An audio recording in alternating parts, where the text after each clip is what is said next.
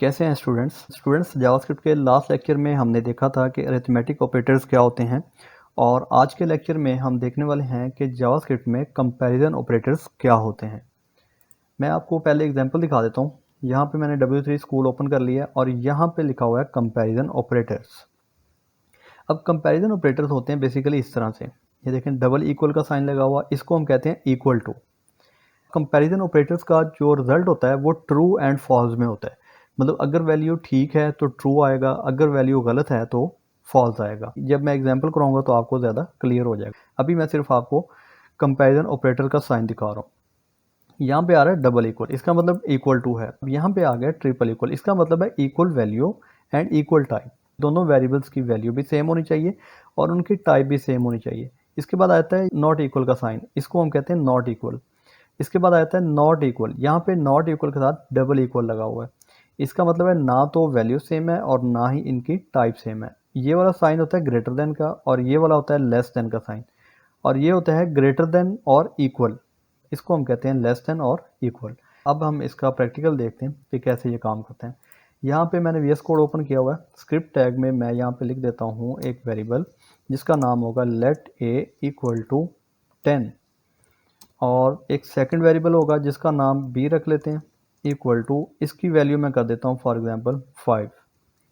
अब यहाँ पे मैं कंसोल का यूज़ करूँगा। कंसोल मैंने आपको बताया था कि कंसोल एक डेवलपर टूल होता है जिसमें डेवलपर्स एरर्स या वैल्यू देखने का काम करते हैं। कंसोल देखने के लिए आपने लिखना है कंसोल डॉट लॉग।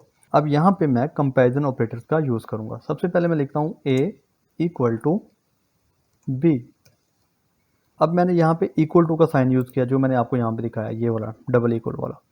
अगर तो ये दोनों वैल्यू सेम है, अगर a इक्वल है b के तो हमें ट्रू रिटर्न होगा, अगर नहीं इक्वल तो हमें फॉल्स रिटर्न होगा। तो अभी वैल्यू एक 10 है और दूसरे की वैल्यू 5 है। तो इसका आउटपुट देखते हैं। यहाँ पे मैं कंसोल ओपन कर लेता हूँ, सॉरी, राइट क्लिक करें आप, इंस्पेक्ट पे आ जाएं और इंस्पेक्ट में एलिमेंट के साथ कंसोल लिखा हुआ है, इस पर क्लिक करें तो यहाँ पे आपके सामने लिखा हुआ आ रहा है फॉल्स। ये क्यों आ रहा है? क्योंकि हम इसको कह रहे हैं क्या a इक्वल टू b है, तो वो कह रहा है नहीं, a की वैल्यू 10 है, b की वैल्यू 5 है, इस वजह से ये ट्रू नहीं है, कंडीशन फॉल्स है। तो अगर मैं इन दोनों की वैल्यू सेम कर देता हूँ, 5 की जगह 10 कर देता हूँ, तो ये देखें अभी यहाँ पे ट्रू आ जाएगा क्योंकि दोनों वैल्यू सेम है। अगर यहाँ पे इस 10 के साथ मैं कोटेशन लगा देता हूँ और यहाँ पे मैं अब यूज़ कर लेता हूँ ट्रिपल इक्वल का साइन। पहले मैंने डबल इक्वल लगाया था, अब ट्रिपल इक्वल। तो अभी आपके ख्याल में क्या आएगा? आप सोच रहे होंगे ट्रू आएगा, लेकिन यहाँ पे फॉल्स हो गया। ये फॉल्स क्यों हुआ? क्योंकि जो डबल इक्वल का साइन है, यहाँ पे एग्जांपल में दिखाता हूँ, डबल इक्वल का साइन जो है सिर्फ वैल्यू चेक करता है, जबकि जो ट्रिपल इक्वल का साइन है वो equal value and equal type, मतलब वो वैल्यू भी चेक करेगा और इसके साथ साथ टाइप भी चेक करेगा। अब मैंने इस एग्जांपल में एक की वैल्यू तो नंबर है, दूसरे की वैल्यू मैंने कोटेशन लगा के स्ट्रिंग बना दी है और यहाँ पे ट्रिपल इक्वल यूज़ किया है। वैल्यू तो सेम है लेकिन इनकी टाइप सेम नहीं है, जिस वजह से हमें वो फॉल्स रिटर्न कर रहा है। इसके बाद आ जाता है नॉट इक्वल। अब यहाँ पे मैं नॉट इक्वल का साइन लगा देता हूँ, शिफ्ट 1, नॉट इक्वल, इसको हम कहते हैं नॉट इक्वल। अब ये क्या कहेगा आपके ख्याल में? तो अभी ये कह रहा है फॉल्स, क्योंकि एक वैल्यू स्ट्रिंग है और एक वैल्यू इसकी जो है वो नंबर है। अगर हम कर देते हैं यहाँ पे 12, तो अब क्या कहेगा? ट्रू कहेगा, क्योंकि अब मैं इसकी वैल्यू कर दी है 12। क्या a नॉट इक्वल b है? जी, नॉट इक्वल है, तो इसका जो रिजल्ट होगा वो अब आएगा ट्रू। हम यही कह रहे हैं कि a नॉट इक्वल b, तो वो कह रहा है ठीक है नॉट इक्वल b, तो ये हमें ट्रू रिटर्न कर रहा है। इसके बाद आ जाता है डबल इक्वल वाला साइन। अब यहाँ पे इस इक्वल के साथ एक इक्वल और लगा देता हूँ। अब ये क्या करेगा?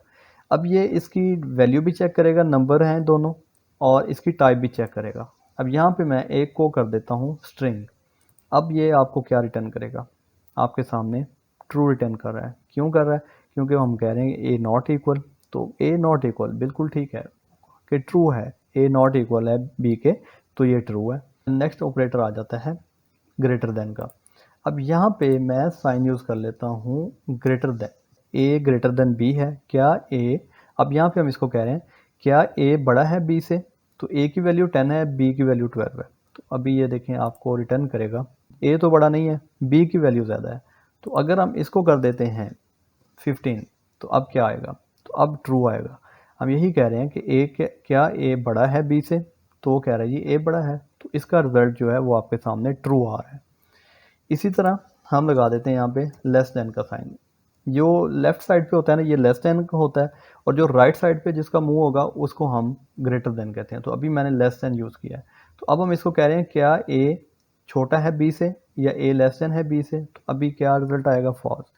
वो कह रहा है कि ए नहीं छोटा बी से, तो इसको हम कहते हैं लेस देन और ग्रेटर देन। अब मैंने यहाँ पे यूज़ किया ए लेस देन और इक्वल। लेस देन के साथ मैंने इक्वल का साइन भी लगा दिया। अब ये देखेगा क्या ए लेस देन है या इक्वल है बी के? तो अभी हम रिटर्न करेगा फॉल्स। ए लेस देन नहीं है बी के और ना ही इसका इक्वल है। और अगर मैं यहाँ पे कर देता हूँ इसकी वैल्यू 15, मतलब दोनों की वैल्यू मैं 15 कर देता हूँ। अब ये कह रहा है क्या ए लेस देन है या इक्वल है बी के? अब दोनों में से जो एक वैल्यू ट्रू हो जाएगी तो हमें रिटर्न ट्रू करेगा। तो ये देखें जी हमें कह रहा है ट्रू। ए लेस देन तो नहीं है लेकिन इक्वल है, तो ये इस तरह से इसको देख रहा है। इक्वल है तो वो हमें ट्रू रिटर्न कर रहा है। अब हम कर देते हैं ए ग्रेटर देन या इक्वल है बी के। तो अभी मैं इसको कर देता हूँ 14। अब हम इसको कह रहे हैं कि क्या ए ग्रेटर देन या इक्वल है बी के?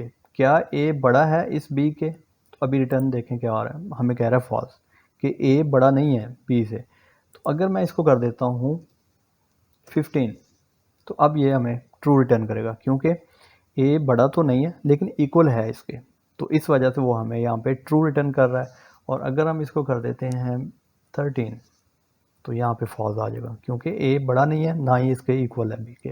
स्टूडेंट्स होपफुली आपको समझ आ गई होगी। इनको हम कहते हैं जावास्क्रिप्ट कंपैरिजन ऑपरेटर। इनका आगे हम यूज़ करेंगे प्रैक्टिकली। तो अभी सिर्फ मैं आपको बेसिक्स कॉन्सेप्ट समझा रहा हूँ कि बेसिकली जावास्क्रिप्ट लैंग्वेज में ऑपरेटर्स और ये अरिथमेटिक ऑपरेटर्स, कंपैरिजन ऑपरेटर्स, ये चीज़ें होती क्या हैं, इनका यूज़ प्रैक्टिकली हम आने वाले लेक्चर्स में देखेंगे।